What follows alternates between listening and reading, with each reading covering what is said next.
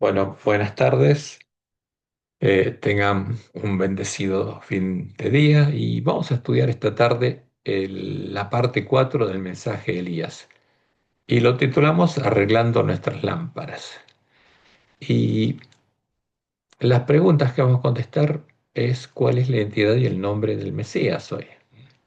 Para poder contestar esta pregunta, vamos a hacerle varias preguntas a la palabra de Dios y ella nos va a mostrar claramente cuál es la identidad y el nombre del Mesías. La primera pregunta que tenemos que hacernos es, ¿quién puede perdonar pecados? Segundo, ¿qué pasa con el que perdona pecados? Tercero, ¿cuándo debe pagar la deuda asumida? Cuarto, ¿cómo puede pagar la deuda asumida al perdonar pecados? Y quinto, ¿por qué otro motivo era necesaria la muerte del Mesías? Vamos a contestar esas 5 preguntas y van a ver que la respuesta de la palabra de Dios es muy clara.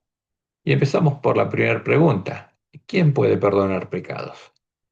Y nosotros sabemos que para los paganos el perdonar pecados es un atributo de la naturaleza divina de los dioses.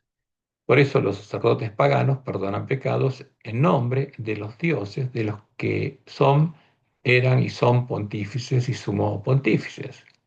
Esa es la costumbre que en el siglo IV fue introducida por Silvestre I, el primer papa, porque fue el primero que se ciñó la tiara, el primero que fue sumo pontífice romano, en la Iglesia Universal o Católica del Imperio Romano.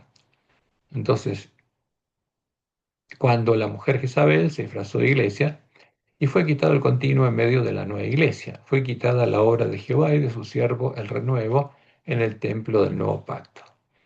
Y esta es la historia de Silvestre I, que según Roma es el papa número 33, pero en realidad es el primer papa de la Iglesia Católica, porque la Iglesia Católica no existía antes de que fuera fundada por Constantino. Y el primer obispo de esta iglesia, nueva iglesia, fue Melquiades, al que Constantino después asesinó y puso a Silvestre, que llegó a ser el primer papa. Y como dice la historia, el papa Silvestre I fue el primero en ceñir la tiara o triple corona pontificia. O sea, fue el primer obispo de esta nueva iglesia y además fue sumo pontífice romano, porque se ceñió la tiara, la triple corona pontificia que usaban los sumos pontífices paganos. ¿Mm? ¿Y qué significaba esta tiara, triple corona? Que tenía autoridad en el cielo, en la tierra y en los infiernos, porque esa era una costumbre pagana. Y algunos historiadores le atribuyen la institución oficial del domingo como Día del Señor para recordar la resurrección, porque cuando los apóstatas influyeron a Constantino para que estableciera en el año 321 el domingo como día de descanso universal obligatorio en todo el imperio, el obispo de Roma, en ese tiempo Silvestre I, trasladó el día de adoración del sábado al domingo. Y fue él el que instituyó oficialmente el domingo como día del Señor. ¿De qué? Del Señor de Babilonia. Y dictó además reglamentos para la ordenación de los clérigos. Fíjense, en la iglesia cristiana no había sacerdotes. Había un único sacerdote. ¿Quién es? Jesús, según el orden de Melquisedec.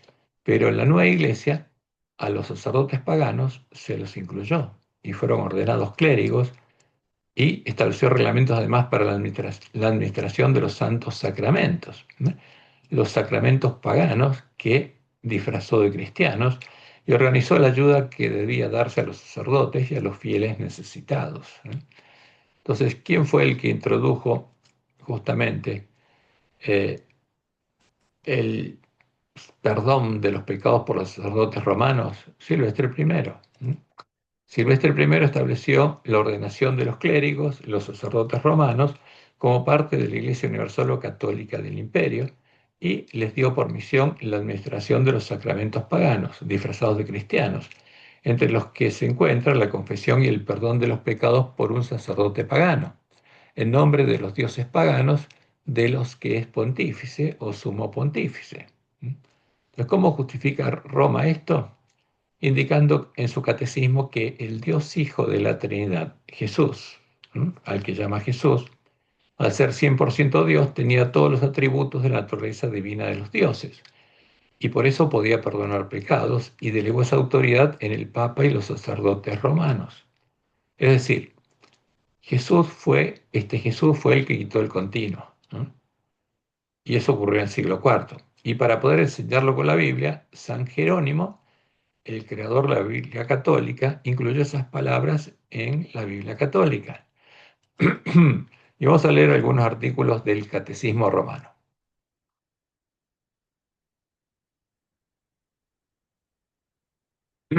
Empezamos con el 553. Dice Roma, Jesús ha confiado a Pedro una autoridad específica. A ti te daré las llaves del reino de los cielos, y lo que ates en la tierra quedará atado en los cielos, y lo que desates en la tierra quedará desatado en los cielos. Mateo 16, 19. Y agrega Roma, el poder de las llaves designa la autoridad para gobernar la casa de Dios, que es la iglesia. Jesús, el buen pastor, confirmó este encargo después de su resurrección. Apacienta mis ovejas. El poder de atar y desatar significa la autoridad para absorber pecados. O sea, ¿qué significa esto? Sentarse en el templo de Dios como Dios, haciéndose pasar por Dios, como anuncia la profecía. Y perdonar pecados en lugar de Dios. Pronunciar, pronunciar sentencias doctrinales y tomar decisiones disciplinarias en la iglesia. Y dice Roma, Jesús confió esta autoridad a la iglesia por el ministerio de los apóstoles, en Mateo 18, 18, y particularmente por el de Pedro, el único a quien él confió explícitamente las llaves del reino. ¿Mm? Ahora, fíjense, todos estos versículos que usa Roma son apócrifos, fueron introducidos por San Jerónimo para justificar el accionar de Roma. Artículo 881. El Señor hizo de Simón, al que dio el nombre de Pedro y solamente a él, la piedra de su iglesia, dice. ¿Eh? Le entregó las llaves de ella, lo instituyó pastor de todo el rebaño y está claro que también al colegio de los apóstoles, unido a su cabeza, recibió la función de atar y desatar dada a Pedro. Este oficio pastoral de Pedro y de los demás apóstoles pertenece a los cimientos de la iglesia. Se continúa por los obispos bajo el primado del Papa, dice. ¿Mm? Ahora, fíjense qué interesante esto.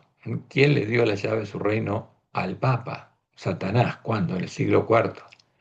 Y ellos reflejaron en la Biblia católica, en los cadáveres de los dos testigos, que Jesús hizo esta obra. Artículo 882. El Papa, obispo de Roma y sucesor de San Pedro, es el principio y fundamento perpetuo y visible de unidad tanto de los obispos como de la muchedumbre de los fieles. El pontífice romano, fíjense, es un pontífice. ¿M? En la iglesia cristiana no existían pontífices.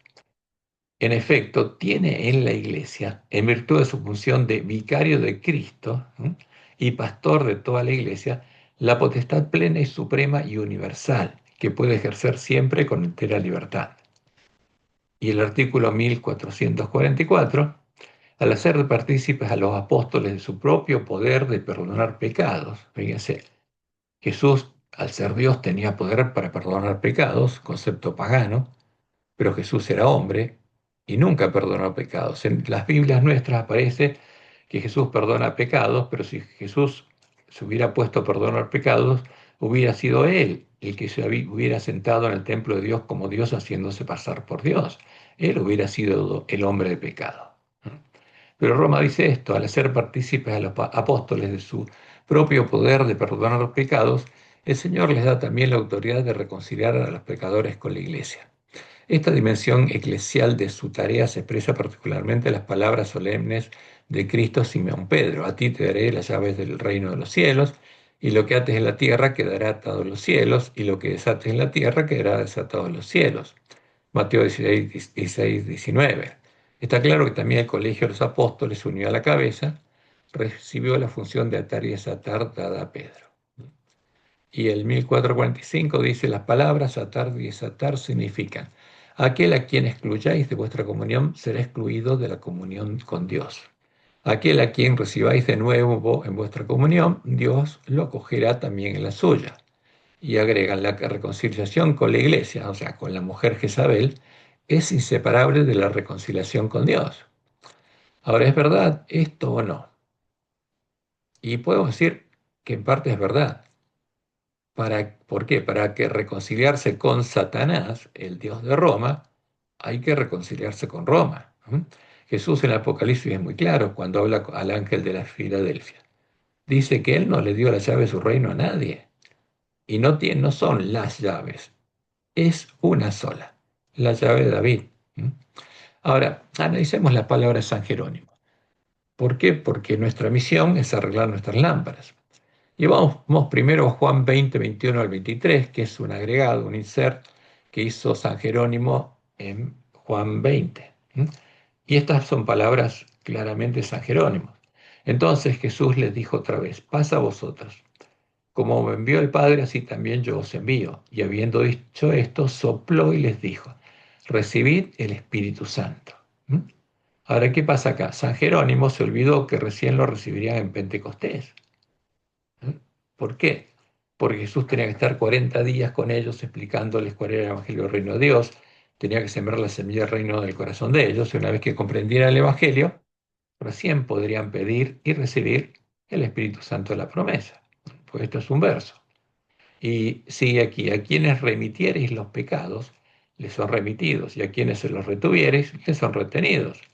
O sea, ¿qué hacen estas palabras? Quitan el continuo. ¿Eh? Con estas supuestas palabras de Jesús, escritas en el siglo IV, es quitado el continuo. Pero estas no son palabras originales del Evangelio de Juan. Es un agregado de San Jerónimo. Y en Mateo 16, San Jerónimo se inventó una revelación de Dios a Pedro, indicándole que Jesús era el Mesías, el Cristo, para justificar la supuesta autoridad dada por Jesús a Pedro. Mateo 6, 17 al 19. Porque Jesús les pregunta, ¿quién dicen ustedes? Y Pedro le dice, tú eres el Cristo, el Hijo del Dios viviente. Y entonces supuestamente Jesús dice ahí lo siguiente. Entonces le respondió Jesús, bienaventurado eres Simón, hijo de Jonás, porque no te lo reveló carne ni sangre, sino mi Padre que está en los cielos. O sea, una revelación especial a Pedro. Y yo también te digo que tú eres Pedro, y sobre esta roca edificaré mi iglesia, y las puertas del Hades no prevalecerán contra ella, y a ti te daré la llave del reino de los cielos, y todo lo que atares en la tierra será atado en el cielo, y todo lo que desatares en la tierra será desatado en los cielos. O sea, por eso el Papa puede atar y desatar. Y lo que él dice tiene más autoridad que la de Dios, porque lo que él dice se tiene que cumplir en el cielo, supuestamente. ¿No? Ahora, pero esto es un verso. ¿Por qué? Porque en su ignorancia San Jerónimo se olvidó de muchas cosas.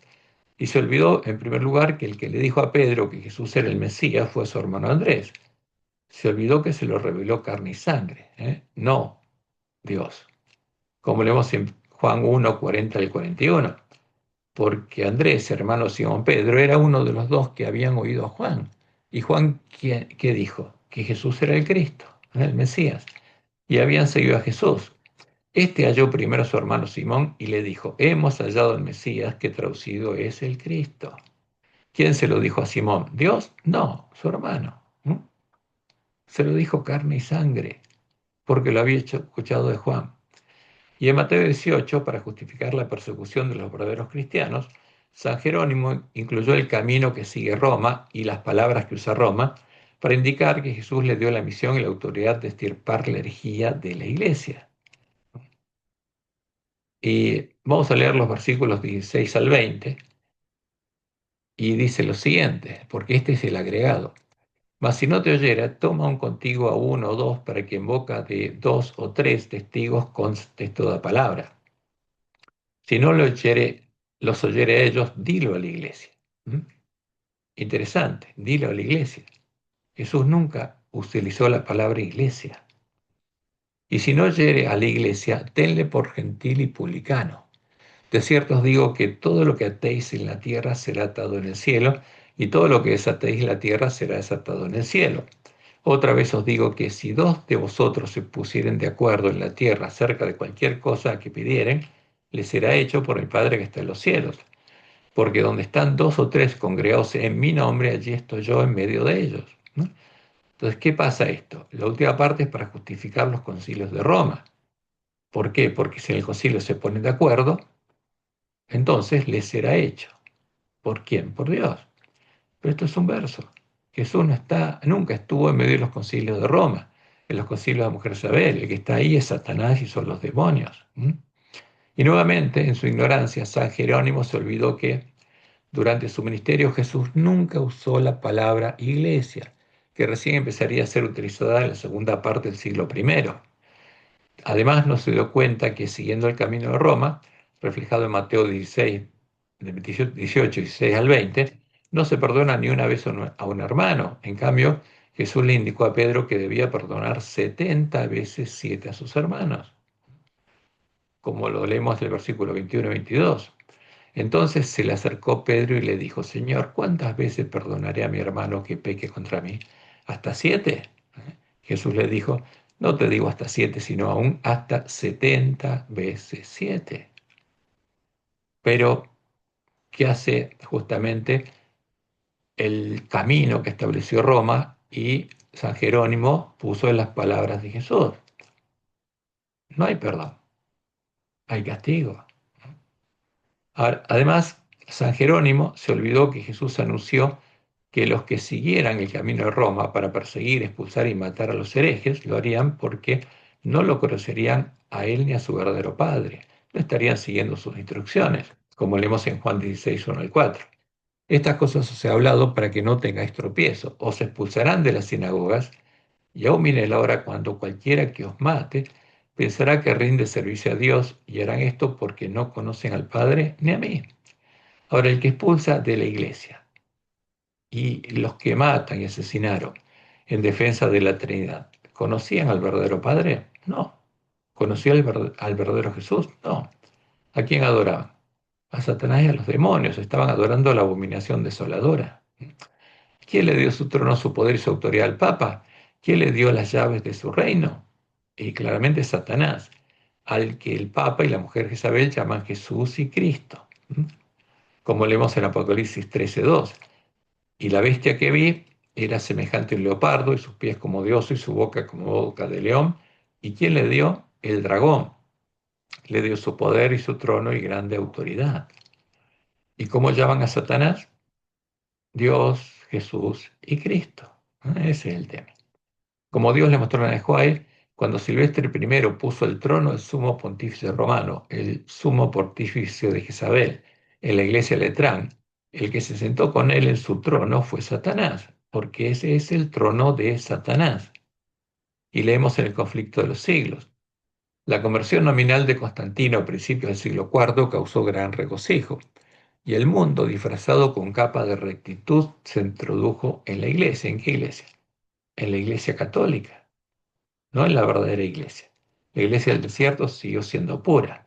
Desde entonces la obra de corrupción progresó rápidamente. El paganismo, que parecía haber sido vencido, vino a ser el vencedor. Su espíritu, o sea, los espíritus de demonios, dominó a la iglesia católica. Sus doctrinas, ceremonias y supersticiones se incorporaron a la fe y al culto de los que profesaban ser discípulos de Cristo. Fíjense, las doctrinas paganas, sus ceremonias y supersticiones, los sacramentos que oficializó, ¿quién? Silvestre I, el primer papa, se incorporaron a la fe y al culto de los que profesaban ser discípulos de Cristo. Esta avenencia entre el paganismo y el cristianismo dio por resultado el desarrollo del hombre de pecado, predicho en la profecía como oponiéndose a Dios y ensalzándose a sí mismo sobre Dios. Ese gigantesco sistema de falsa religión es obra maestra del poder de Satanás, un monumento a sus esfuerzos para sentarse él en el trono. Porque cuando el Papa pone el trono de Satanás dentro de una iglesia y se sienta ahí, ¿quién se sienta con él? Satanás. Para sentarse él, Satanás, en el trono y reinar sobre la tierra según su voluntad. Y aquí tenemos las imágenes que presenta a Roma. Primero, el Dios del cielo, la tierra y el infierno, el Dios de los infiernos. Y Silvestre I, la imagen de Silvestre I es la segunda, con esa triple corona. ¿Representante de quién? Del Dios pagano. Y después los papas haciéndose adorar por otros hombres. Y ahí está el trono de Satanás. Y el que se sienta con el papa, porque el papa tiene un privilegio especial. ¿Es habitación de demonios? Sí. ¿Qué demonio habita en él? Uno especial, Satanás mismo. Eso es lo que Dios le mostró a Juárez. Y en Primeros Escritos 2:13 leemos, la gente quedó del todo engañada. Se le enseñó que el Papa y los sacerdotes eran los representantes de Cristo, cuando en verdad lo eran ¿de quién? De Satanás. ¿Y a quién llamaron Cristo? A Satanás. Y a Satanás adoraban, llamándolo Dios, Jesús y Cristo, cuantos ante ellos se postraban. Ese es el tema. Roma llama a Cristo a Satanás, a la imagen de Apolo, el ángel del abismo, porque adora a las imágenes de la bandera negra de los paganos. Entonces, después de mostrar en forma resumida cuál es la mentira de los que quitaron el continuo, vamos a mostrar cuál es la verdad, cuál es el testimonio coincidente de los dos testigos. Y empezamos en forma resumida por quién puede perdonar pecados. ¿Cuál es el testimonio de la Biblia? ¿Cuál es el verdadero testimonio? Y vamos a resumirlo. El testimonio del Antiguo Testamento. En el Antiguo Testamento, el único que perdona pecados es Jehová, y no lo hacen los sacerdotes que ofician en el templo. Y como veremos, Jehová no lo hace porque sea un atributo de su naturaleza divina, porque Jehová no es un Dios pagano, como lo es la Trinidad y los componentes de la Trinidad. ¿Y cuál es la historia? Después de que Adán y Eva pecaron y tuvieron que ser sacados del huerto del Edén, como Lucifer fue sacado del Edén del cielo, el templo de Dios en el cielo, el que edificó el primer altar afuera del Edén, en el lugar donde Adán y Eva y sus hijos vivirían, simbolizado por el atrio del santuario, fue Jehová. Él confesó los pecados de sus hijos sobre los dos corderos, los sacrificó, perdonó sus pecados y vistió con sus pieles a Adán y Eva, mostrándoles cuál era el camino de la gracia y que simbólicamente ellos vivirían en lugar de los corderos, que eran un símbolo del verdadero Cordero de Dios. Entonces, fíjense, vamos a empezar aquí.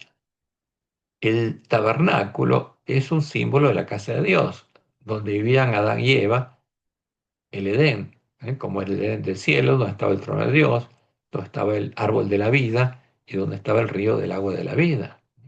Y después Canaán pasó a simbolizar lo mismo y es un símbolo del reino de Dios.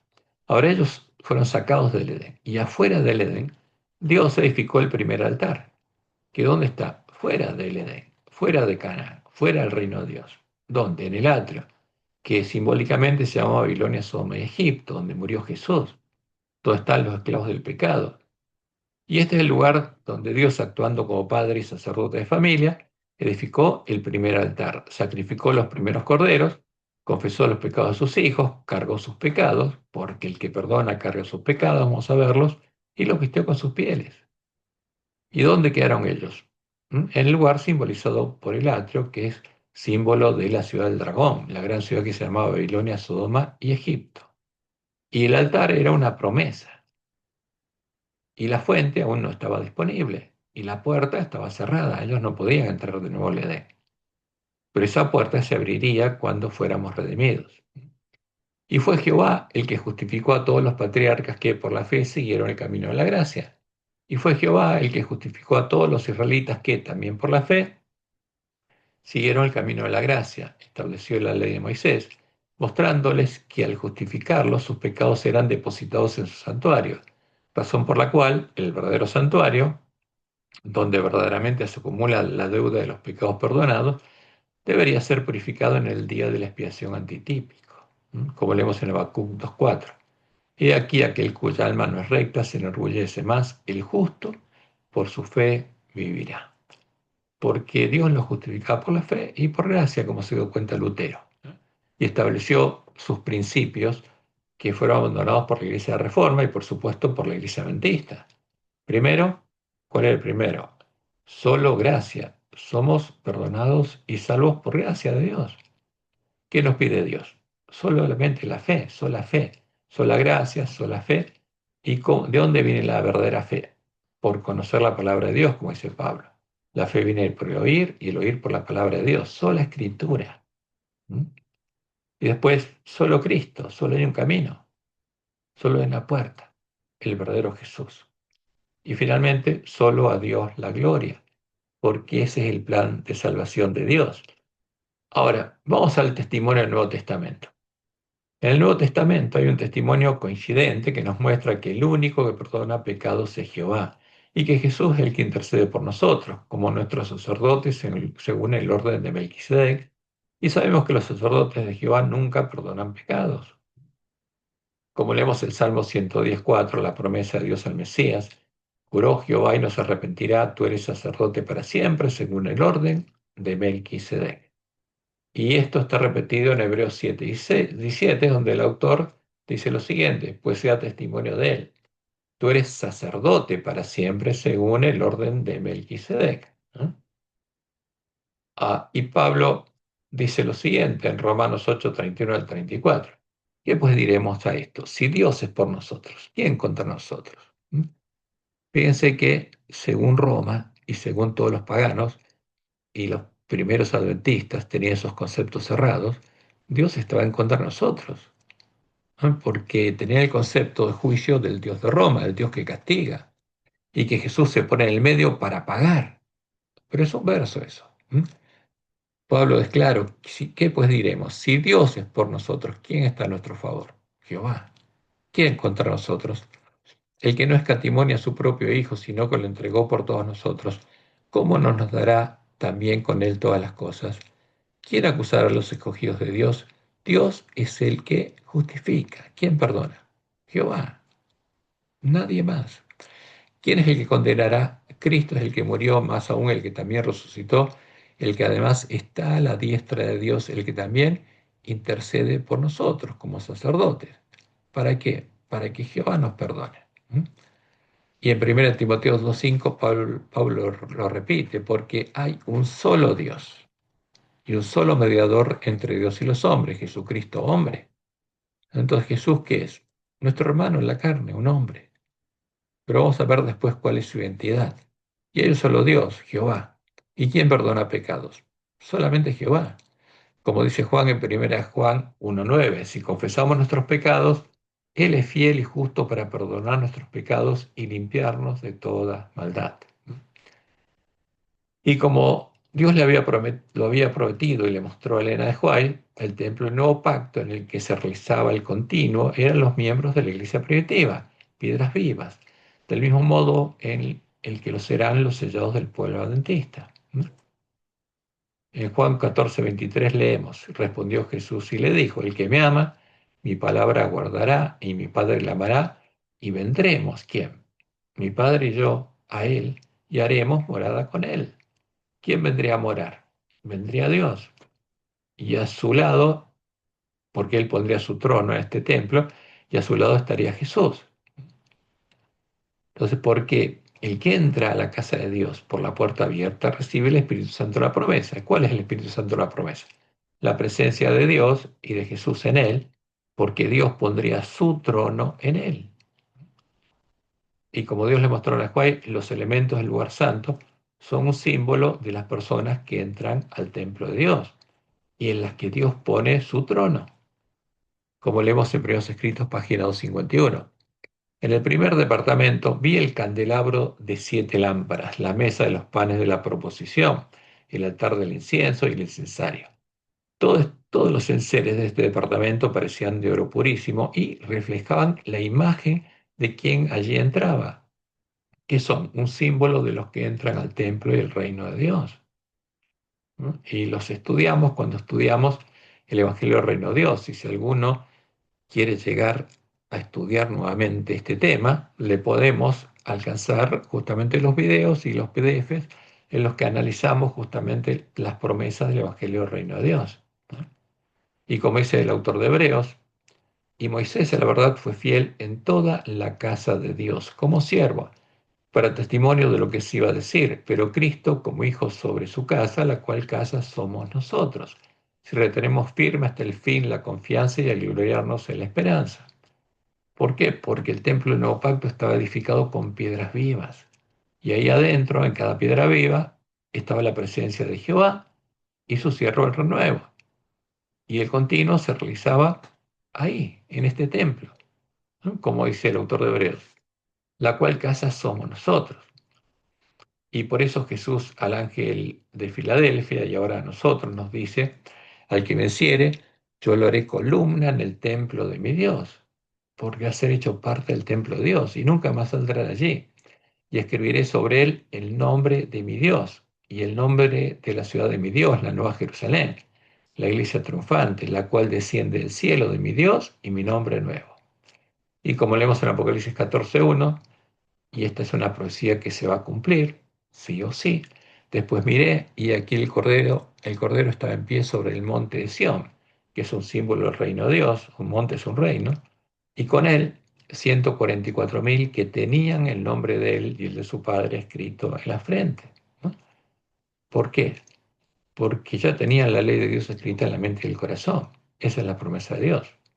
Entonces, fíjense que el testimonio coincidente de los dos testigos es claro. Solo Jehová, nuestro Dios y Padre, perdona y puede perdonar verdaderamente pecados. Jesús no perdonaba pecados cuando estaba acá en la tierra. Como hombre no perdonaba pecados, si no hubiera sido el hombre pecado.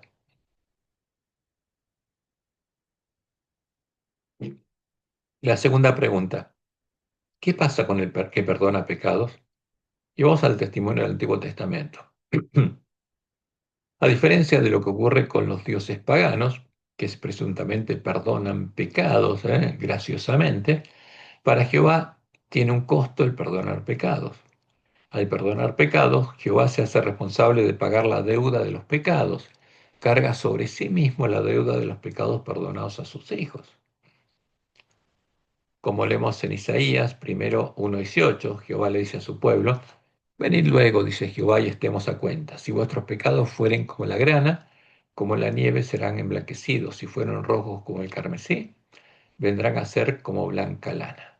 Y en Isaías 43, 23 a 25 les dice qué ocurre cuando ellos van al santuario y Él los perdona. Y les dice, no me trajiste a mí los animales de tus holocaustos, ni a mí me honraste con tus sacrificios. No te hice servir con ofrenda, ni te hice fastigar con incienso. No compraste para mí caña aromática por dinero, ni me saciaste con las grosuras de tus sacrificios. ¿Por qué? ¿Para qué eran esos sacrificios? Para obtener el perdón de Dios. ¿Mm?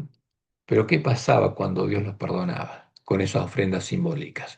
Si no, pusiste sobre mí la carga de tus pecados, me fatigaste con tus maldades. ¿Qué pasaba con los pecados que Dios perdonaba? Los cargaba sobre él mismo. Él se hacía cargo de pagar la deuda de estos pecados. Yo soy el que borro tus rebeliones por amor de mí mismo y no me acordaré de tus pecados.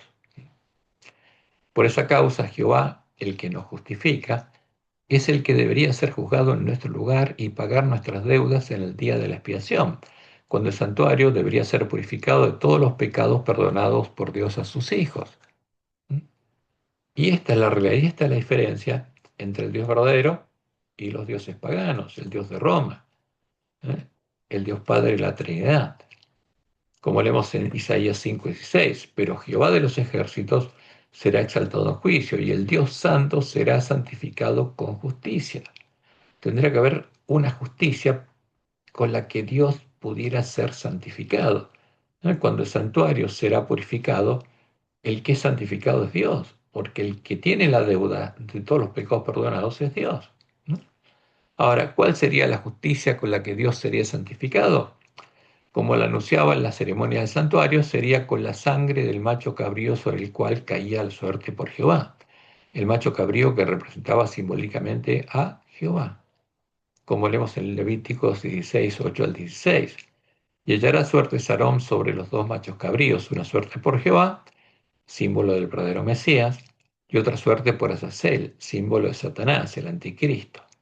Y hará traer a Aarón el macho cabrío sobre el cual cayere la suerte por Jehová, y le ofrecerá en expiación. ¿Qué macho cabrío muere por nosotros? El que macho cabrío sobre el cual cae la suerte por Jehová, el que representa a Jehová. Así purificará el santuario a causa de las impurezas de los hijos de Israel, de sus rebeliones, de todos sus pecados. De la misma manera traerá también al tabernáculo de reunión, el cual reside entre ellos en medio de sus impurezas. ¿Por qué? Porque los pecados del pueblo eran acumulados al santuario y solo con sangre podían ser pagados. Y el santuario solo podía ser purificado con la sangre del macho cabrío sobre el cual cae la suerte por Jehová. Ahora, vamos al Nuevo Testamento. ¿Mm? Y ahí encontramos un claro testimonio de Pablo. el que tenía que manifestar su justicia, con la que debería ser declarado justo en su juicio, y el santuario ser purificado, a causa de haber perdonado gratuitamente los pecados de sus hijos, era Jehová nuestro Dios. Y vamos a leer las palabras de Pablo en Romanos 3, 21 al 28. Pero ahora, aparte de la ley, se ha manifestado la justicia de Dios, ¿eh? La justicia de Dios con la que Dios va a llegar a ser justos, testificada por la ley y los profetas. ¿Qué decía la ley? El macho cabrío sobre el cual cae la suerte por Jehová, que representa a Jehová. La justicia de Dios por medio de la fe en Jesucristo para todos los que creen en Él. Porque no hay diferencia por cuanto todos pecaron y están destituidos de la gloria de Dios. No hay diferencia entre pecadores. Todos pecamos. Todos necesitamos la misma gracia, siendo justificados gratuitamente por su gracia, mediante la redención que es en Cristo Jesús, a quien Dios puso como propiciación por medio de la fe en su sangre para manifestar su justicia. Porque la sangre de Cristo es la justicia de Dios, es la sangre con la que el santuario puede ser purificado, es la sangre con la que Jehová pagará la deuda asumida, ¿no? Porque esta es la justicia de Jehová, a causa de haber pasado por alto en su paciencia los pecados pasados, con la mira de manifestar en este tiempo su justicia, la justicia con la que Él pagará en su juicio la deuda asumida al perdonar gratuitamente nuestros pecados. Porque Dios perdona, y Dios redime, y Dios paga, a fin de que Él, Jehová, sea el justo y el que justifica al que es de la fe de Jesús. Ahora, si Dios no manifestaba su justicia, ¿podía pagar la deuda de los pecados? No. Y sigue siendo Pablo. ¿Dónde está pues la jactancia? Queda excluida. ¿Por cuál ley? ¿Por la de las obras? No, sino por la ley de la fe, la ley de la gracia. Concluimos pues que el hombre es justificado por fe sin las obras de la ley, sin las obras de la ley moral que no puede cumplir. Y fíjense, el testimonio coincidente de los dos testigos es claro. Jehová debía manifestar su justicia por haber perdonado gratuitamente los pecados, porque Él estaba cargándolos. Y sigue cargándolos hasta que el santuario sea purificado. Ahora, ¿cuándo debe pagar Jehová la deuda asumida? Y vamos primero al testimonio del Antiguo Testamento.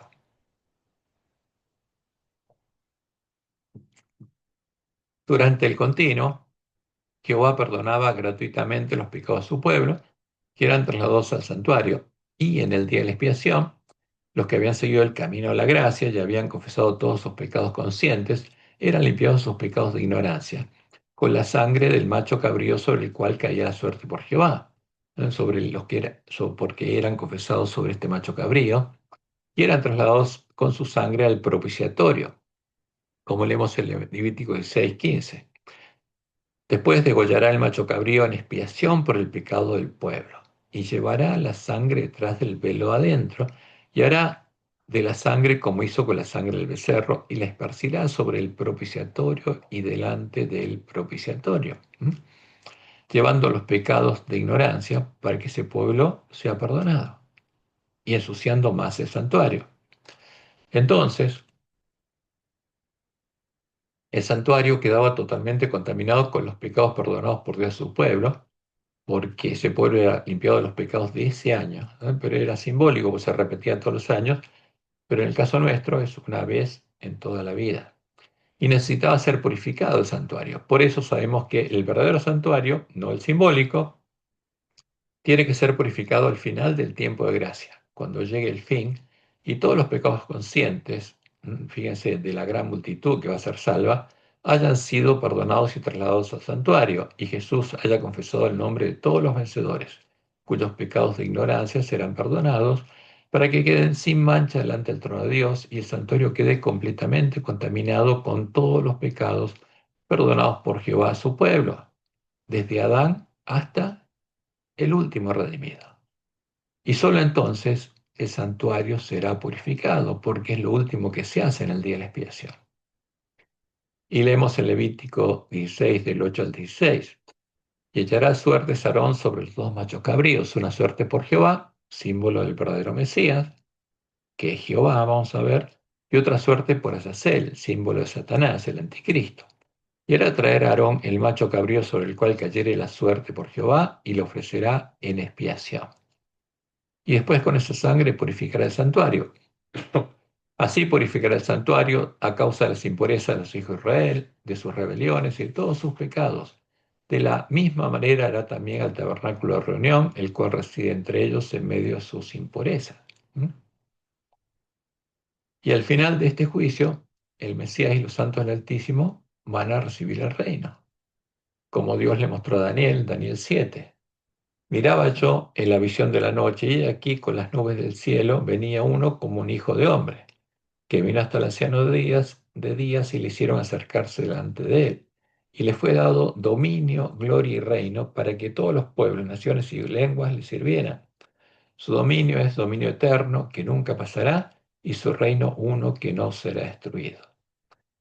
Y más adelante dice Daniel 7, 21 y 22, y veía yo que este cuerno hacía guerra contra los santos y los vencía, hasta echar por tierra el lugar santuario de Dios y la verdad, hasta que vino el anciano de días.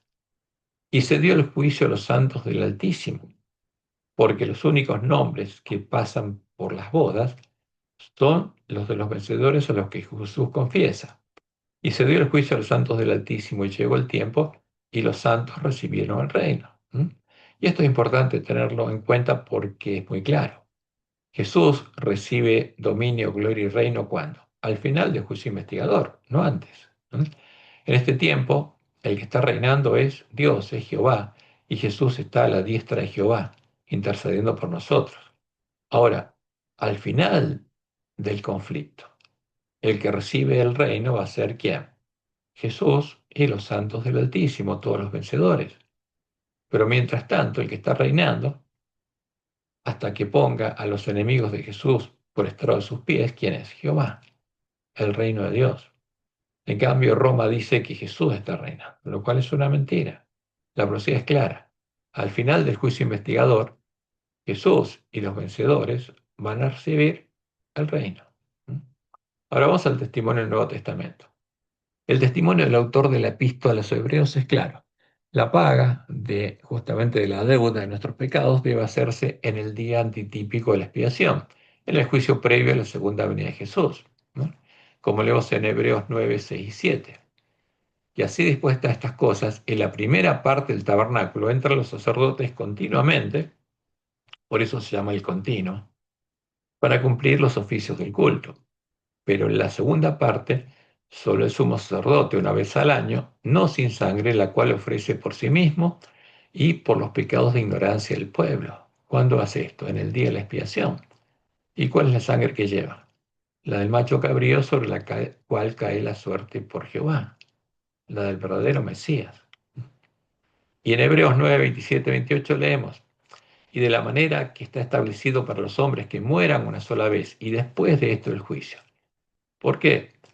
Porque todos los que murieron antes del tiempo del fin, murieron y el juicio no existía. Recién vendría el día de la expiación antitípico en el tiempo del fin. Pero antes no.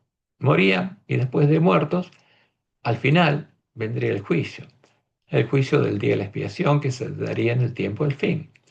Y agrega, así también Cristo fue ofrecido una sola vez para llevar los pecados de muchos y aparecerá por segunda vez sin relación con el pecado. Fíjense, porque Jesús solo viene a la tierra después de que finalice el juicio investigador y caen las plagas y finalmente Él viene. O sea, ¿cuándo viene Jesús? Sin relación con el pecado, porque terminó su misión sacerdotal. Cuando haya finalizado el juicio y Él haya salido del santuario para salvar a los que le esperan. ¿Mm? Entonces, como vemos, el testimonio coincidente de los dos testigos es claro. Jehová debe pagar la deuda asumida al perdonar gratuitamente los pecados en el día de la expiación antitípico. Debe pagar en el día del juicio, para que el santuario sea purificado. Y ahora la siguiente pregunta, ¿cómo puede pagar Jehová la deuda asumida? Y vamos al testimonio del Antiguo Testamento y del Nuevo, vamos a verlos de los dos al mismo tiempo. ¿Mm? La palabra de Dios es clara. La deuda de nuestros pecados no la puede pagar otra persona. La debe pagar Jehová. La debe pagar el que nos perdona los pecados. Por eso el santuario solo puede ser purificado y Jehová puede ser declarado justo con la sangre del macho cabrío que representa a Jehová. Como ya leímos en Levítico 16, 8 al 16. Y echará suertes Aarón sobre los dos machos cabríos, una suerte por Jehová, símbolo del verdadero Mesías, y otra suerte por Azazel, símbolo de Satanás, el falso Jesús, el que quiere ocupar el lugar de Dios. Y hará traer a Aarón el macho cabrío sobre el cual cayere la suerte por Jehová y lo ofrecerán en expiación. Y con su sangre el santuario sería purificado, porque esa es la justicia de Dios y nuestra justicia. Ahora, ¿qué significa esto? Esto significa varias cosas, porque de ese modo Dios anunció varias cosas.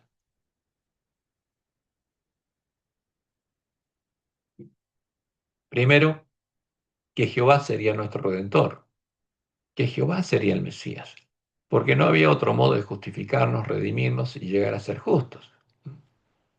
Y leemos, por ejemplo, Isaías 44, 6 al 8. Así dice Jehová, Rey de Israel y su redentor. O sea, ¿qué dice Jehová? Yo lo voy a redimir. Yo soy el redentor. Jehová de los ejércitos, yo, una persona singular, soy el primero y yo soy el postrero, y fuera de mí no hay Dios. Jehová dice que sería nuestro redentor. En Apocalipsis dice, Jesús dice, yo soy el alfa y el omega, el principio y el fin, el primero y el último, porque yo soy Jehová, está diciendo Jesús. Y fuera de mí no hay Dios. Y Jehová termina diciendo, no hay Dios sino yo, no hay fuerte, no conozco ninguno. O sea, no había un Dios Hijo, no había un Dios Espíritu Santo, solo existía un Dios, Jehová. Y Él iba a pagar la deuda, porque Él es nuestro Redentor. Él es el que justificaba al pueblo, Él es el que cargaba los pecados del pueblo, y Él justamente manifestaría su justicia, redimiéndonos. Y en Isaías 45, 23 al 25 leemos, mirad a mí y sed salvos todos los términos de la tierra, porque yo soy Dios, una persona singular, y no hay más, no había más, no hay otro. Como dice en Isaías 44, 8, no hay Dios sino yo, no hay fuerte, no conozco ninguno. Yo soy Dios y no hay más. Por mí mismo hice juramento, de mi boca salió palabra de justicia y no será revocada, que a mí se doblará toda rodilla y jurará toda lengua, y se dirá de mí ciertamente, en Jehová está la justicia y la fuerza. A él vendrán, y todos los que contra él se enardecen serán avergonzados. En Jehová será justificada y se gloriará toda la descendencia de Israel. No hay otra forma de ser justificados que por Jehová. Y eso es claro. Y Él sería nuestro redentor. Y también significa que para redimirnos Jehová, el Dios fuerte, el Padre eterno, debería hacerse hombre, un verdadero cordero, un hijo del hombre, un hijo de David, que fuera libre de la esclavitud del pecado. ¿Por qué? Porque no es un hombre común. Es Dios manifestado en carne y no es un esclavo del pecado. Por eso es el segundo Adán. Pero un hombre que pudiera ser tentado por el pecado y pudiera morir en nuestro lugar. Tendría que ser un verdadero hombre. Y a David, Dios le hace esta promesa, que la encontramos en 2 Samuel 7, 12 al 14. Y cuando tus días sean cumplidos y duermas con tus padres, yo levantaré en el futuro, levantaré después de ti a uno de tu linaje, el cual procederá de tus entrañas y afirmaré su reino, va a ser un hijo tuyo. Él edificará casa a mi nombre, porque el verdadero templo lo va a edificar el Mesías, y yo afirmaré para siempre el trono de su reino. Yo le seré a él en el futuro padre, ¿eh? Porque yo le seré el futuro, y él me será futuro a mi hijo. Y eso es muy claro, esa es la promesa de Dios. No es que Dios tuviera un hijo, porque él no tenía ningún hijo, pero el Mesías sería su hijo. Y vamos a ver por qué. Y por medio de Jeremías nos dice lo siguiente: He aquí vienen días, dice Jehová, en que levantaré a David, renuevo justo. ¿Quién? Yo lo levantaré al Mesías. Y reinará como rey, el cual será dichoso y hará juicio y justicia en la tierra.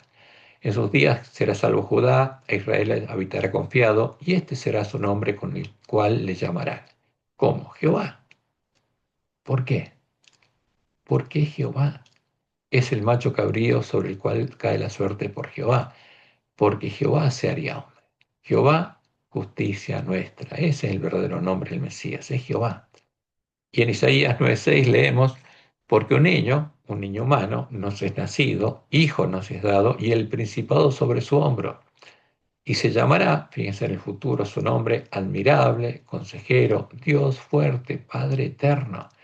¿Quién es el Dios fuerte? El Padre eterno, Jehová, el Señor, príncipe de paz, porque el Mesías es Jehová. Y en Isaías 43 queda muy claro, vos que clama en el desierto, preparad camino ¿a quién? A Jehová. Enderezad calzada de la soledad a nuestro Dios. ¿A quién le preparó el camino Juan? A Jehová, a nuestro Dios, porque el Mesías es Jehová nuestro Dios. Y leemos en Isaías 47:4. Nuestro Redentor, Jehová de los ejércitos, es su nombre, el Santo de Israel. ¿Quién nos redimió? Jehová. Y en Isaías 45:14 al 18 lo dice claramente, porque esto es una promesa de Jehová al Mesías. Así dice Jehová al Mesías: el trabajo de Egipto, las mercaderías de Etiopía y los sabios hombres de elevada estatura se pasarán a ti y serán tuyos. Irán en pos de ti, pasarán con grillos, te harán reverencia y te suplicarán diciendo: ciertamente en ti está Dios y no hay otro fuera de Dios. Verdaderamente tú eres Dios, tú eres Jehová, que te encubres, Dios de Israel, Jehová, que salvas. ¿Quién es el Mesías? Es Jehová. Es claro, en toda la palabra de Dios es muy claro que el Mesías es Jehová. Confusos y avergonzados serán todos ellos, irán con afrenta todos los fabricadores de imágenes. Israel será salvo en Jehová con salvación eterna. No os avergonzaréis ni os afrentaréis por todos los siglos, porque así dijo Jehová que creó los cielos. Él es Dios, el que formó la tierra, el que la hizo y la compuso, no la creó en vano, para que fuese habitada la creó. Yo soy Jehová y no hay otro. ¿Quién nos redimiría? Solo Jehová. No hay otro, no había otro que pudiera redimirnos. Por eso, en el Nuevo Testamento Pablo indica que hay un solo Dios, Jehová, y que ese único Dios fue manifestado en carne, que el Mesías es Jehová, nuestro Dios y Padre, manifestado en carne. Es 1 Timoteo 2:5, porque hay un solo Dios. ¿Quién? Jehová. Y un solo mediador entre Dios y los hombres, Jesucristo, hombre, un hombre, nuestro hermano. Porque Jesús es un verdadero cordero. Y en 1 Timoteo 3:16 agrega, e indudablemente grande es el misterio de la piedad. Dios fue manifestado en carne. Jehová fue manifestado en carne para salvarnos, porque no había otra forma de pagar la deuda asumida y de redimirnos que Él se hiciera hombre, venciera el pecado de la carne y después muriera cargando nuestros pecados. Y al manifestarse en nuestra carne Jehová, el Dios invisible, se hizo visible. Su renuevo humano era visible porque Dios lo explica así. ¿Cómo es que Él se hizo hombre? Porque siguió siendo Dios. Entonces Él lo explica como que a Él le salió una rama, un renuevo humano con la carne de David, porque Él se hizo hombre con la carne de David. Y siendo humano era visible. Y el que lo veía estaba viendo una rama visible del árbol espiritual invisible. Por eso Jesús le dijo a sus discípulos que el que lo veía a él, veía al Padre, veía a Jehová, a nuestro Dios y Padre. Jesús le dijo, Juan 14:6 al 9, yo soy el camino y la verdad y la vida. Nadie viene al Padre sino por mí, porque Él vino para que pudiéramos ir al Padre. Si me conocieseis, ¿eh? Si supieran quién es Jesús, también a mi Padre conoceríais, porque Jesús es Jehová, nuestro Dios y Padre manifestado en carne. Y les dice, y desde ahora le conocéis y le habéis visto. Y por supuesto yo no entendía nada. Felipe le dijo, Señor, muéstranos al Padre y nos basta. Jesús le dijo, tanto tiempo hace que estoy con vosotros y no me has conocido, Felipe. ¿Qué le está diciendo? Yo soy el Padre. El que me ha visto a mí, ha visto al Padre. ¿Cómo pues dices tú, muéstranos al Padre? Y es muy claro. Y en tercer lugar, el Cordero de Dios, el varón cuyo nombre es el renuevo de Jehová, debería ser perfeccionado por Dios. escribiendo su ley en su mente y en su corazón para que llegara a vencer al pecado de nuestra carne y ser un cordero adulto sin mancha de pecado, antes que Jehová pudiera redimirnos. Y leemos en Isaías 53, 1 y 2. ¿Quién ha creído a nuestra anuncio? ¿Y sobre quién se ha manifestado el brazo de Jehová? Subirá cual renuevo delante de él, porque es un renuevo de Jehová. Ahora, como dice Pablo, ese es el misterio de la piedad, porque Jesús era un ser humano, como nosotros, aunque su nombre era Jehová, pero tenía que vencer por su cuenta el pecado de la carne.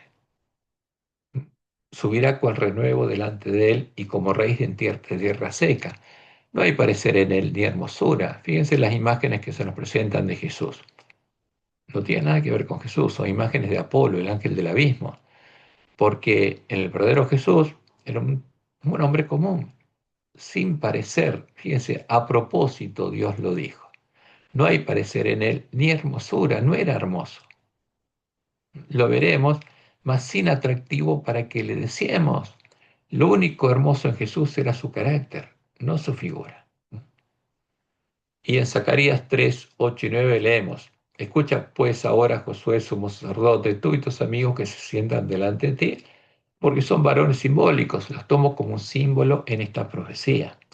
He aquí, yo traigo a mi siervo el renuevo Jehová, porque he aquí aquella piedra que puse delante de Josué, sobre esta única piedra, que es Jehová, la roca. Hay 7 ojos, porque son los 7 espíritus de Dios. ¿Mm? He aquí, justamente, yo grabaré su escultura. Yo grabaré la escultura de mi renuevo, dice Jehová. ¿Eh? ¿Qué pasaría con el Mesías? Jehová lo perfeccionaría hasta que fuera un cordero adulto y sin mancha, dice Jehová de los ejércitos, y quitaré el pecado de la tierra en un día. Ahora, si Jesús pecaba, ¿qué pasaba con el plan de Dios? Fallaba. ¿Dios podía ser declarado justo en su juicio? No, no. Todo, Dios puso todo en juego por amor a nosotros. Eso es lo que hizo Jehová. ¿Mm? Y en Salmos 2, 6 al 9 leemos: Pero yo he puesto mi rey sobre Sión, mi santo monte. Está hablando del reino de Dios, una profecía. Yo publicaré el decreto. Jehová me ha dicho: Mi hijo eres tú, yo te engendré hoy, como hijo de David. Porque ¿quién lo engendraría? David no, estaba muerto.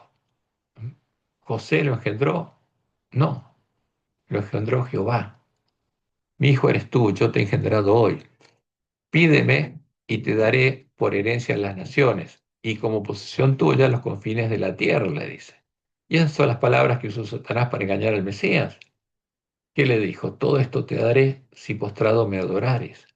Los quebrantarás con vara de hierro, como vasija de alfarero, los desmenuzarás. ¿Mm?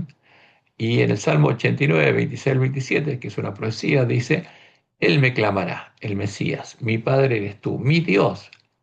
A Jehová que le daría su renuevo, mi Dios, porque sería un hombre, y la roca de mi salvación.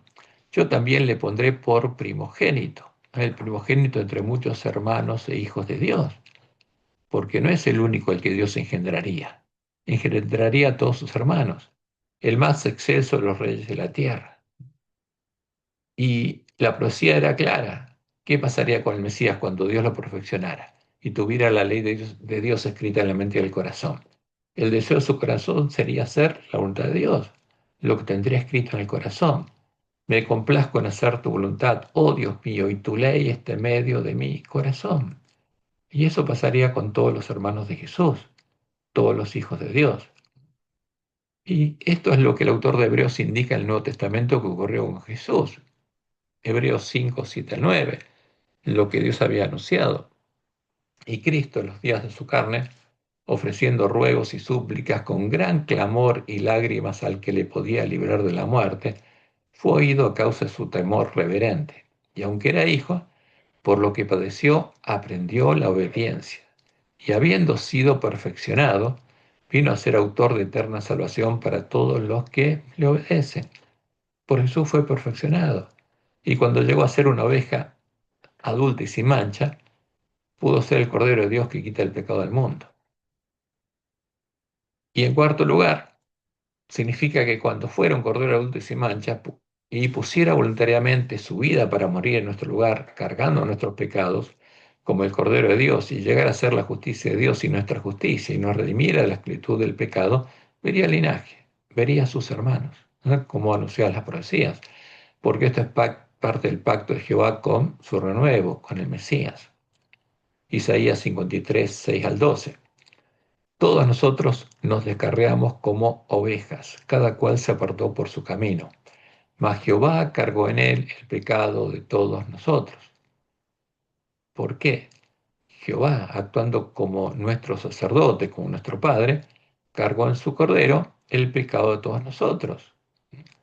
Cuando haya puesto su vida en expiación por el pecado, esa es la promesa, verá linaje. Va a haber un linaje que va a ser como Jesús. Vivirá por largos días y la voluntad de Jehová será en su mano prosperada. Verá el fruto de la aflicción de su alma y quedará satisfecho. Por su conocimiento justificará a mi siervo justo a muchos y llevará las iniquidades de ellos. Por tanto, yo le daré parte con los grandes y con los fuertes repartirá despojos. Por cuanto derramó su vida hasta la muerte y fue contado con los pecadores, habiendo él llevado el pecado a muchos y orado por los transgresores. Esa es la promesa. ¿Y qué haría Jehová con los hermanos de Jesús? ¿Eh? Como dice la profecía de Jeremías 31, 33 al 34, lo que hizo con Jesús. Pero este es el pacto que haré con la casa de Israel después de aquellos días, después de enviar al Mesías, dice Jehová. Daré mi ley en su mente y la escribiré en su corazón. Y yo seré ellos por Dios y ellos me serán por pueblo. Y no enseñará más ninguno a su prójimo ni ninguno a su hermano diciendo conoce a Jehová, porque todos me conocerán, desde el más pequeño de ellos hasta el más grande, dice Jehová, porque perdonaré la maldad de ellos y no me acordaré más de su pecado. Y simbólicamente, en Isaías 8 y 6 al 18, el Mesías le pide a Jehová que cumpla su promesa. ¿Qué le dice? Ata el testimonio, sella la ley entre mis discípulos. ¿A dónde? En su mente y en su corazón. Esperaré pues a Jehová, el cual escondió su rostro de la casa de Jacob, y en él confiaré. Y agrega, he aquí, yo, dice el Mesías, y los hijos que me dio Jehová. Somos por señales y presagios en Israel de parte de Jehová de los ejércitos que mora en el monte de Sión. Por eso, Jesús y sus hermanos son la luz del mundo. Como leemos en Isaías 4:2, en aquel tiempo, el renuevo de Jehová, el Mesías, será para hermosura y gloria, y el fruto de la tierra, los hijos de Dios y hermanos del Mesías, hermanos de Jesús, para grandeza y honra a los sobrevivientes de Israel. Por eso, en el Nuevo Testamento, Pablo indica que Jesús es el primogénito entre muchos hermanos, y esos hermanos son el linaje que vería Jesús, en los que Dios pondría su ley en la mente y el corazón de ellos. ¿Mm? Y sabemos que a los que aman a Dios, a los que aman a Jehová, todas las cosas les ayudan a bien. Esto es a los que conforman su propósito son llamados, porque a los que antes conoció también, quien Dios los predestinó para que fuesen hechos conforme a la imagen de su Hijo, para que Él sea el primogénito entre muchos hermanos. O sea, ¿para qué nos destinó Dios? Para transformarnos a imagen de Jesús, ¿no? Para que Él sea el primogénito entre muchos hermanos e hijos de Dios. Y a los que Dios predestinó, estos también Dios llamó. Y a los que llamó, estos también Dios justificó, porque Jehová es el que justifica. Y a los que justificó, estos también Dios glorificó, transformó imagen de Jesús. Eso es lo que estaba haciendo con los miembros de la iglesia primitiva y va a hacer con las vírgenes sensatas. Y en quinto lugar, significa que Jehová pondría al Mesías como la piedra al ángulo de su templo y de su reino en el tiempo del nuevo pacto. Y el Mesías edificaría el templo de Jehová para que Jehová ponga su trono en este templo y junto al Mesías, que sería declarado sacerdote para siempre según el orden de Melquisedec, llevaran adelante el continuo, el consejo de paz.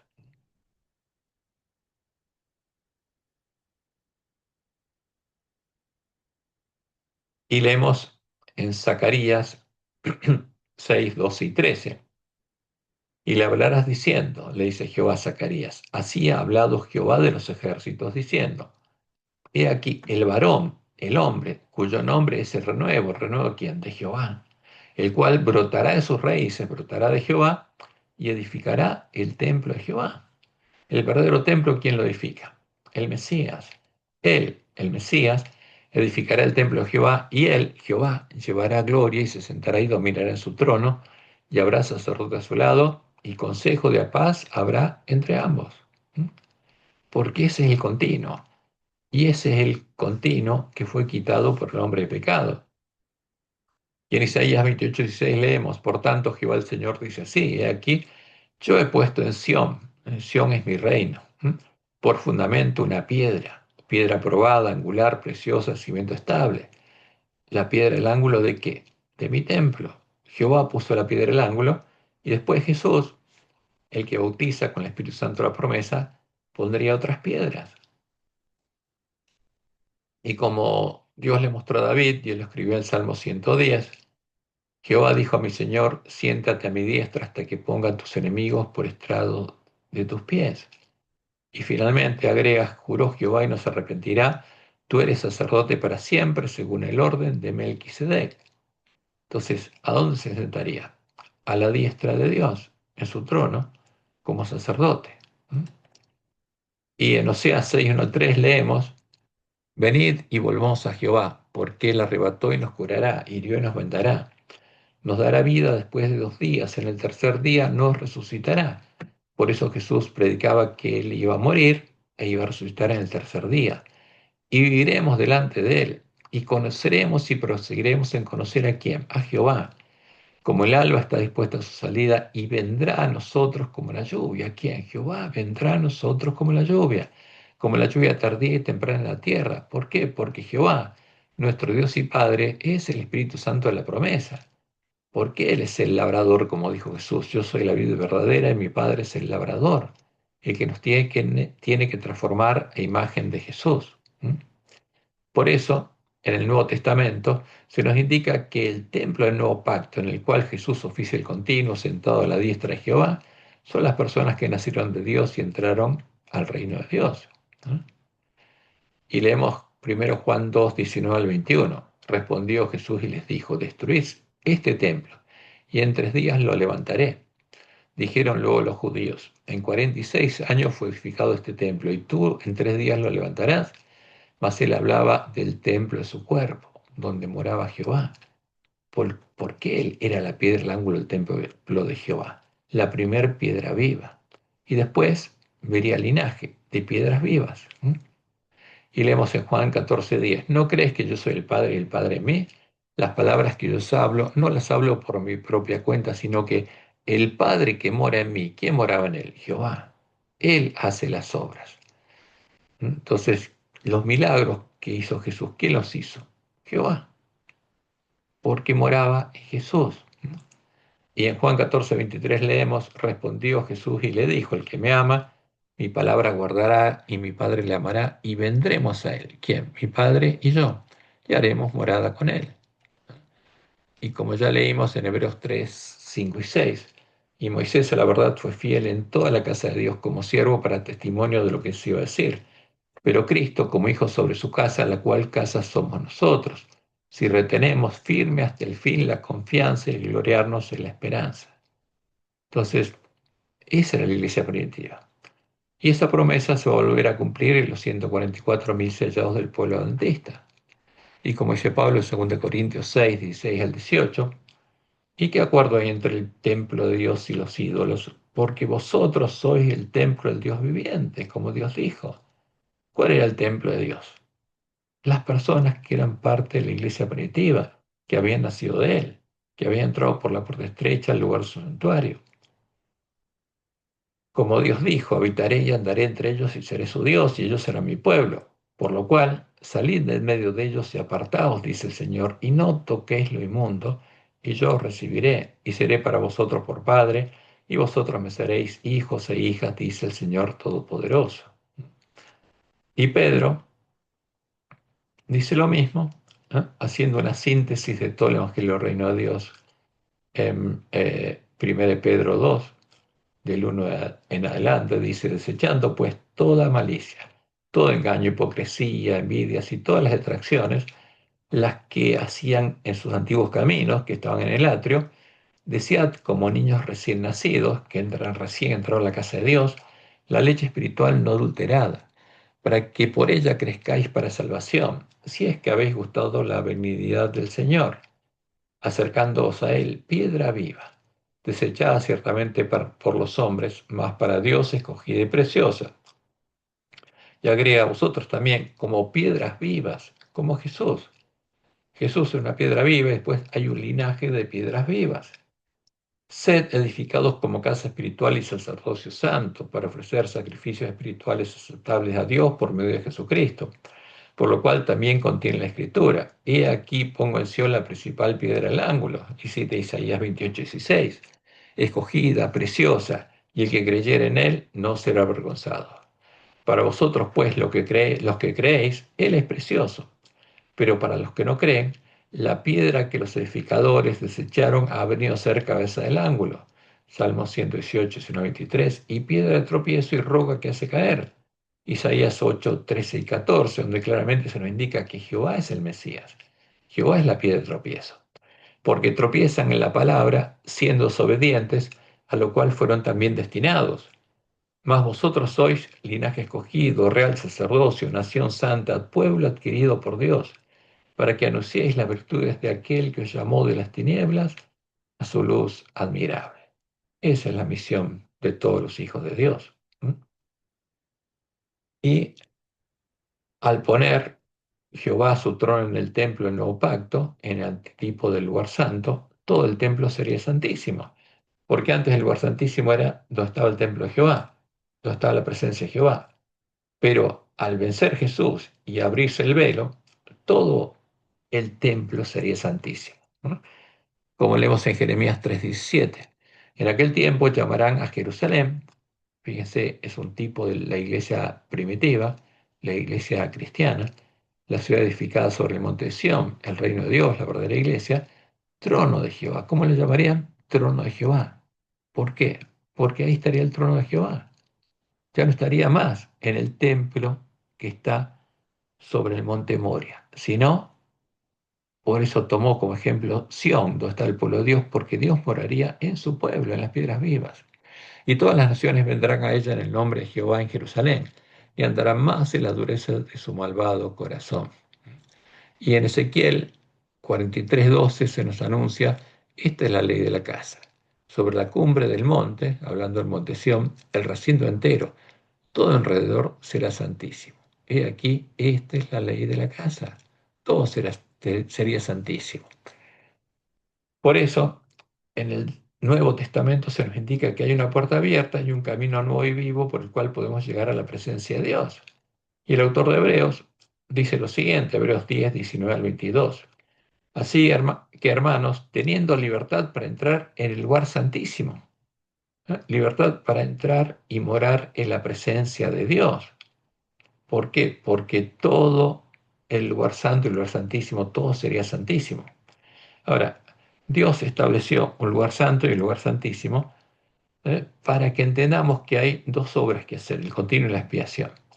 Ahora, el continuo se haría en el templo del nuevo pacto y la expiación se haría en el templo del cielo, dos lugares distintos, aunque el lugar santo, donde Dios pondría su trono, también sería santísimo. Pero el autor de Hebreos dice lo siguiente, así que hermanos, teniendo libertad para entrar en el lugar santísimo, libertad para entrar y morar en la presencia de Dios, por la sangre de Jesucristo, por el camino nuevo y vivo que antes estaba cerrado, que Él nos abrió a través del velo, esto es, de su carne, porque los pecados que eran puestos simbólicamente sobre el velo fueron confesados sobre Jesús. Y cuando Jesús murió, ¿qué pasó con el velo? Se rajó de arriba abajo y la separación entre el lugar santo y el lugar santísimo dejó de existir. Y teniendo un gran sacerdote sobre la casa de Dios, acerquémonos con corazón sincero, en plena certidumbre de fe, después de creer en el Evangelio del Reino de Dios. ¿Mm? Y aquí nos falta, me doy cuenta que nos falta un D, porque tenemos que creer en el verdadero Evangelio. Tenemos que oír y creer en el verdadero Evangelio para poder entrar a la casa de Dios. Purificados los corazones de mala conciencia, o sea, justificados nuestros pecados conscientes y lavados los cuerpos con agua pura, en el agua de la fuente, símbolo de la justicia de Cristo, de la sangre del Cordero. Podemos entrar a la casa de Dios y tenemos libertad para entrar al lugar santísimo simbólicamente, porque el que entra al templo de Jehová, Jehová viene a morar en él. Por eso hay un camino nuevo y vivo en el santuario, que nos lleva a la presencia de Dios, porque Dios pone su trono en nosotros. Y como Dios le mostró en el Juay, estos elementos son un símbolo de los que entran al santuario. Y al final del camino está la Nueva Jerusalén, donde hay panes y levadura ungidos con aceite, que esa es la proposición de Dios. Y también los que entraran por la puerta abierta al templo de Jehová empezarían a recorrer el camino de santidad siguiendo las pisadas del Mesías. Como leemos en Salmo 118, 19 al 23, abridme las puertas de la justicia, entraré por ellas, alabaré ajá. Esta es puerta de Jehová. Esta es la puerta del templo de Jehová, está hablando el Mesías. Por ella entrarán los justos que lavaron sus ropas en la fuente. Te alabaré porque me has oído y me fuiste por salvación. La piedra que se echaron los edificadores ha venido a ser cabeza del ángulo. ¿De qué edificio? El templo de Jehová. De parte de Jehová es esto y es cosa maravillosa a nuestros ojos. ¿Mm? Y en Isaías 35:8 se nos promete, y habrá allí calzada y camino, será llamado camino de santidad. No pasará inmundo por él, sino que él mismo, Jehová mismo, estará con ellos. El que anduviere en este camino, por torpe que sea, no se extraviará. ¿Por qué? Porque será guiado por Dios. ¿Mm? Y este es el camino angosto que lleva la vida, que debemos recorrer siguiendo las pisadas de Jesús, para llegar a la ciudad de Dios y ser puestos en la mesa de los panes de la proposición de Dios a su pueblo, ¿no? Como dice el autor de Hebreos, por tanto, nosotros también, teniendo en derredor nuestro tan grande nube de testigos, despojémonos de todo peso y del pecado que nos asedia, y corramos con paciencia la carrera que tenemos por delante, puestos los ojos en ¿quién? En Jesús. Porque ¿quién recorrió en primer lugar ese camino? Jesús, el autor y consumador de la fe, el cual por el gozo puesto delante de él. ¿Y cuál era el gozo? Ver la salvación de sus hermanos, ver linaje, ver a los hijos de Dios, ¿m? A sus hermanos, sufrió la cruz, menospreciando el oprobio, y se sentó a la diestra del trono de Dios. Y fíjense que el testimonio consciente de los testigos es claro. El santo, el verdadero Jesús, ¿quién es? El Mesías de la promesa, es Jehová el Señor, manifestado en carne, como el Hijo de David, para poder vencer al pecado en nuestra carne, morir cargando nuestros pecados, redimirnos de la esclavitud del pecado y llegar a ser la justicia de Jehová, con la que el santuario será purificado y además ser nuestra justicia. Esa es la promesa de Dios y por supuesto que eso es lo que pasó y tenemos que entender. Ahora, ¿por qué otro motivo era necesaria la muerte del Mesías? ¿Mm? Y acá nos apartamos de lo que es la justicia de Dios, porque era necesario para que Dios pudiera ser declarado justo en su juicio, para que el santuario pudiera ser purificado, pero hay otro motivo que es muy importante. Y vamos a ver el testimonio antiguo del Nuevo Testamento. La muerte del Cordero de Dios, tomando nuestro lugar y cargando nuestros pecados en el antetipo del altar, que está en el atrio, símbolo del reino del pecado y la muerte, donde quedaron esclavizados Adán y Eva y todos sus hijos, es lo que nos daría libertad para salir de la cárcel y entrar al reino del templo de Jehová, el lugar donde había nacido y vivía el Cordero de Dios que quita el pecado del mundo, tomando el lugar del Mesías que habría tomado nuestro lugar y muerto en nuestro lugar. Porque Jesús tomó nuestro lugar y murió donde tenemos que morir nosotros, para que nosotros podamos vivir donde Él vivía, en el templo de Dios. Y esta es la promesa de Dios al Mesías. Así dice Jehová, creador de los cielos y el que los despliega, el que extiende la tierra y sus productos, el que da aliento al pueblo que mora en ella y espíritu a los que andan por ella andan. Yo, Jehová, una persona singular, te he llamado en justicia, es la promesa al Mesías, al Hijo de David, y te sostendré por la mano, te guardaré y te pondré por pacto al pueblo, por luz de las naciones, para que abras los ojos de los ciegos, para que abras los ojos del ángel de la Odisea, para que saques de la cárcel a los presos. ¿En qué cárcel estaban? Y de casa de prisión a los que moran en las tinieblas. Yo, Jehová, este es mi nombre. El nombre de una persona singular, y a otro no daré mi gloria ni mi alabanza a esculturas. Y aquí se cumplieron las cosas primeras, y yo anuncio cosas nuevas. Antes que salgan a la luz, os las haré notorias, la promesa de Dios. Ahora, el Mesías, ¿qué tenía que hacer?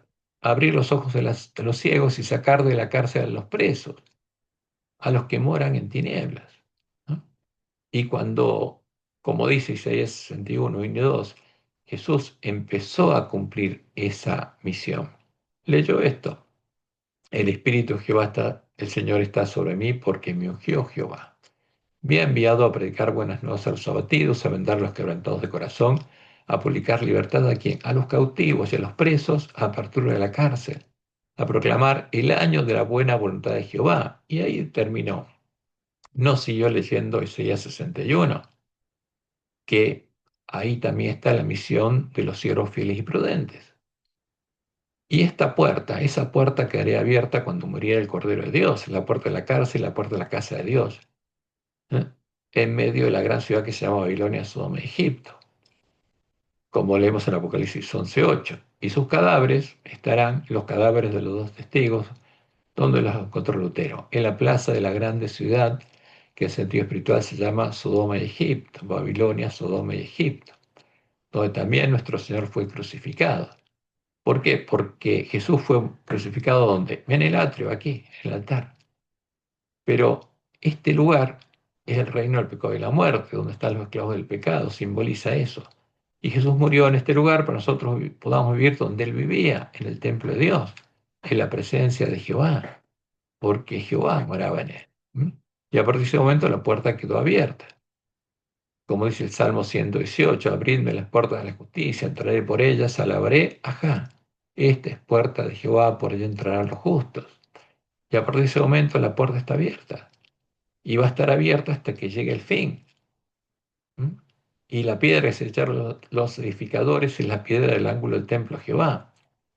Y a partir de ese momento, en el que fuimos redimidos de la esclavitud del pecado, Satanás, el que nos acusaba día y noche delante de Jehová, no pudo entrar más a la presencia de Jehová. Había sido derrotado y despojado del derecho que se autoasignaba de reclamarnos como sus hijos y como esclavos en el reino del pecado y la muerte. ¿Por qué? Dios ya nos había redimido, había pagado el precio de nuestra redención y éramos libres, podíamos salir, ¿eh? Como leemos en Job 1:6-9, lo que hacía Satanás. Un día vinieron a presentarse delante de Jehová los hijos de Dios. ¿Qué hijos de Dios? No el hombre, los de otras creaciones, entre los cuales también vino Satanás, se enteró y fue. Y dijo Jehová a Satanás: ¿de dónde vienes? Respondiendo Satanás a Jehová dijo: de rodear la tierra y de andar por ella. Vengo de mi reino. Y Jehová dijo a Satanás: ¿no has considerado a mi siervo Job, que no hay otro como él en la tierra, varón perfecto y recto, temeroso de Dios y apartado del mal? ¿Qué le dijo Jehová? No sos el dueño. ¿Por qué?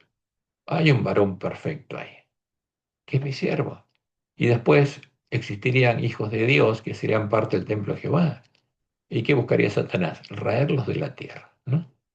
Y respondiendo Satanás a Jehová dijo: ¿acaso teme Job a Dios de balde? ¿Eh? Y después empieza a hablarle como que Jehová lo comprara con la protección que le daba. Y Dios le dejó probarlo a Job. Ahora, ¿qué pasó cuando Jesús murió? Satanás fue vencido y fue lanzado fuera el gran dragón, la serpiente antigua que se llama Diablo y Satanás, el cual engaña al mundo entero. Fue arrojado a la tierra y sus ángeles fueron arrojados con él. Entonces oí una gran voz en el cielo que decía: ahora ha venido la salvación, el poder y el reino de nuestro Dios y la autoridad de su Cristo, porque ahora se abrió la puerta por la que podemos entrar a la casa de Dios. Podemos salir de la cárcel y entrar a la casa de Dios, al reino de Dios. Ahora ha venido la salvación, el poder y el reino de nuestro Dios y la autoridad de su Cristo, porque ha sido lanzado fuera el acusador de nuestros hermanos, el que los acusaba delante de nuestro Dios día y noche. Y eso es lo que pasó. Por eso era importante que muriera el Mesías en nuestro lugar. Y leemos en Colosenses 2:13-15. Y a vosotros, estando muertos en pecados y la incircuncisión de vuestra carne, os dio vida juntamente con él, perdonándoos todos los pecados, anulando el acta de los decretos que había contra nosotros. ¿Cuál? El registro de deuda de nuestros pecados, el fruto del veneno de la serpiente. ¿Por qué? Porque Jehová cargó todos nuestros pecados en su cordero, Jesús murió en el madero, y ahí quedaron clavados justamente esos pecados. Y de ese modo despojó a Satanás de su derecho de reclamarnos como propios, anulando el acta de los decretos que había contra nosotros, que nos era contraria, quitándola de medio y clavándola en la cruz, y despojando a los principados y a las potestades que nos reclamaban como propios, los exhibió públicamente, triunfando sobre ellos en la cruz. ¿Mm? Y ya está, Satanás no tiene ningún derecho. Por eso el pueblo de Dios, los que escuchaban el Evangelio, podían entrar al reino de Dios. Ahora, ¿cuál es el único medio que encontró Satanás de luchar contra el Evangelio del reino de Dios? Primero, asesinando a todos los que conocían la verdad para raer el reino de Dios de la tierra, y después echando por tierra la verdad y predicando la mentira para que nadie pudiera volver a entrar por la puerta estrecha al templo de Jehová. Pero, como Dios le anunció, en este tiempo, Él prepararía a sus mensajeros y en el pueblo antista habría 144.000 vencedores que habrían entrado por la puerta estrecha al reino de Dios, habrían recorrido el camino angosto que llega a la vida y habrían llegado a la ciudad de Dios y serían columnas del templo de Dios. Y después, una gran multitud va a salir de la gran Babilonia y va a ser hecha parte del templo de Jehová y Satanás va a ser vencido.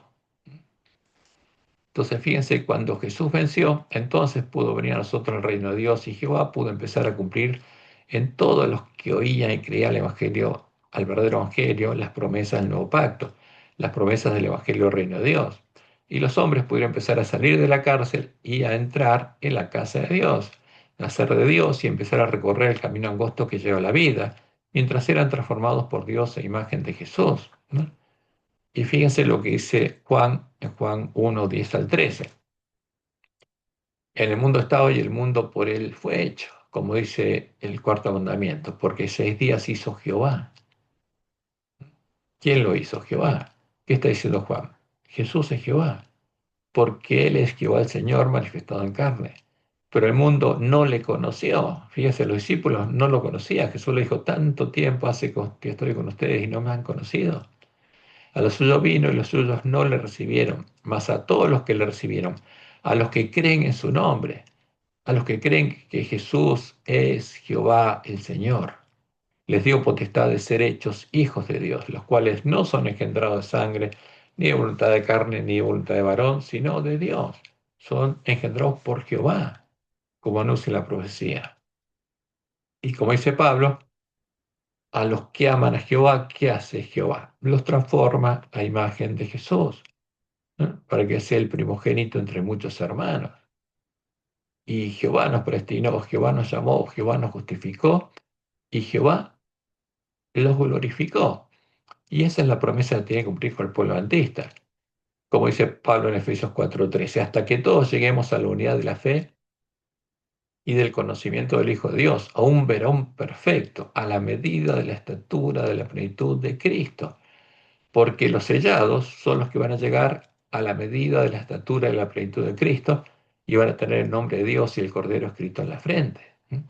Esa es la verdad echada por tierra por el nombre de pecado y es el Evangelio del Reino de Dios que debemos predicar en todo el mundo para que todo el que quiera pueda comer el fruto del árbol de la vida y beber del agua de la vida gratuitamente, como justamente se anuncia en el último capítulo de Apocalipsis.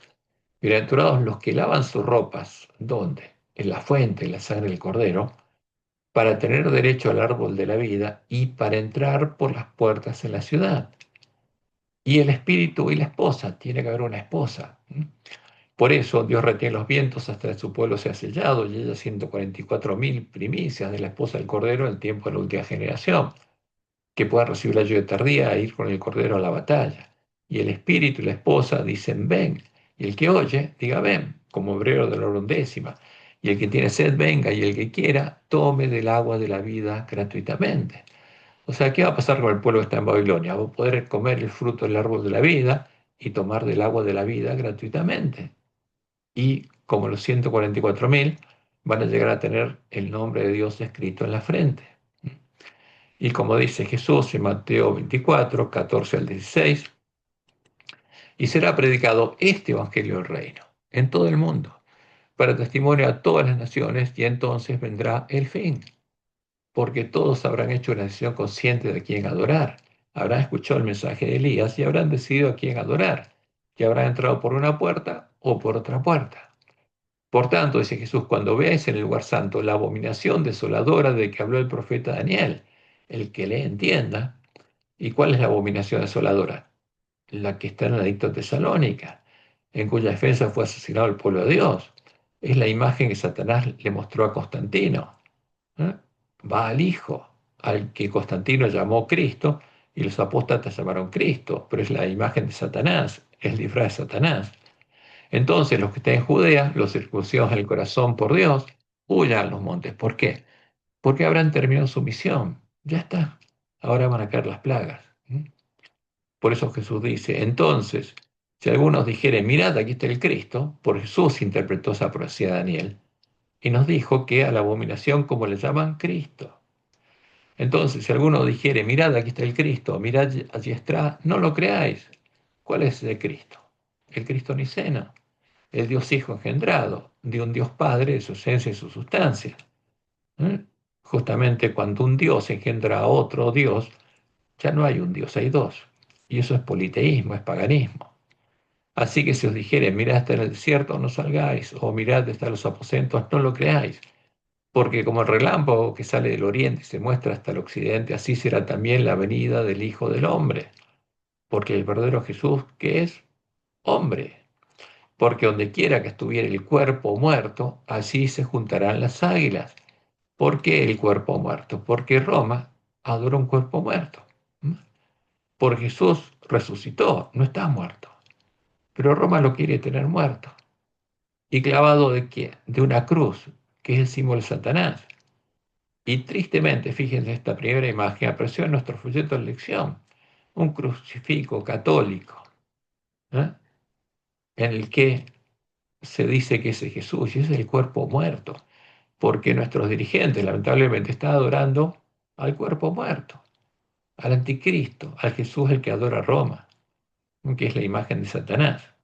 Como dice Elena, en esta época aparecerá el anticristo como si fuera el Cristo verdadero, y entonces la ley de Dios será completamente invalidada en las naciones de nuestro mundo. La rebelión contra la santa ley de Dios habrá llegado a su completa maduración. Pero el verdadero director de toda esta reunión es quien es Satanás vestido como un ángel de luz. Los hombres serán engañados y lo exaltarán al lugar de Dios y lo deificarán. Pero la omnipotencia se interpondrá contra las iglesias apóstatas que se unan para exaltar a Satanás. ¿En qué? ¿En qué? En el plan divino de Satanás para engañar al mundo. Y ahí estarán, la iglesia adventista nominal va a estar ahí, lamentablemente, como Dios lo advirtió. Y ahí van a estar las vírgenes sensatas. No, las vírgenes insensatas. Porque las vírgenes sensatas van a ser las columnas del templo de Jehová. Pero las insensatas van a seguir adorando a Satanás, van a seguir adorando a la imagen de la bestia. Y se pronunciará la sentencia, por lo cual en un solo día vendrán sus plagas, muerte, llanto y hambre, y será quemada con fuego, porque poderoso es Dios el Señor que la juzga. Y la pregunta es, ¿a quién amaremos y a quién adoraremos? ¿Al santo, al verdadero Jesús, al que murió realmente por nosotros, o al engañador y el testigo falso, el Jesús que es la abominación desoladora, el disfraz de Satanás y los demonios? ¿A cuál de los dos vamos a adorar? El mensaje de Elías tiene por objeto que todos podamos diferenciar claramente a Jehová de Baal y podamos tomar una decisión consciente de a quién vamos a adorar, a Jehová o a Satanás y a los demonios, porque detrás de todos los ídolos, ¿quién se esconden? Satanás y los demonios. ¿Mm? Y acercándose Elías a todo el pueblo, dijo, ¿hasta cuándo claudicaréis vosotros entre dos pensamientos? Si Jehová es Dios, seguidle. Y si Baal, si la imagen de la bestia, el Dios de Jezabel, el Dios de la bestia y el falso profeta, el Cristo niceno, el Dios Hijo engendrado, la imagen de Apolo, el dragón, id en pos de él. Esa es la decisión que tenemos que tomar. ¿A quién adoraremos? Por eso Dios nos envía al profeta Elías. Esa es la misión del profeta Elías, que veamos claramente la diferencia entre Jehová y Baal para que podamos decidir libremente, ¿a quién adoraremos? Si a Jehová o a Satanás y a los demonios. Ese es el tema. Que Jehová te bendiga, y te guarde y te guíe a toda verdad y que tengas bendecido fin de semana.